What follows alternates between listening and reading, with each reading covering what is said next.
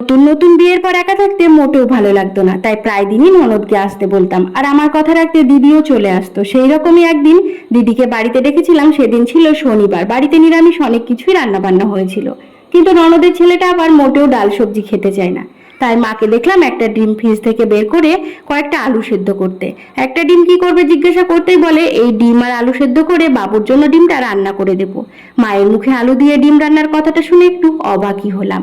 তখন মা কি করে ডিমটা রান্না করবে জানতে খুব ইচ্ছে করছিল, কিন্তু তখন আর মাকে কথাটা জিজ্ঞাসা করে উঠতে পারিনি। রান্না বান্না শেষ করে খাওয়ার সময় মা সেই ডিম আলুর সবজিটা দেখিয়ে আমাকেও দিয়েছে। খেতে এতটাই টেস্টি ছিল, একবার মুখে দিয়ে আমি তো প্রথমে বুঝতেও পারিনি এটা মাত্র একটা ডিম দিয়ে বানানো হয়েছে। তখন মাকে কি করে বানালে বলতে মা বলে, এটা বানানো তো খুব সহজ। দুটো সেদ্ধ আলু, ডিম আর কোচানো পেঁয়াজ নুন হলুদ দিয়ে ভেজে ডিম যেভাবে রান্না করে সেইভাবে করলে হয়ে গেল এই সেদ্ধ আলু আর ডিম দিয়ে ডিমের কারি।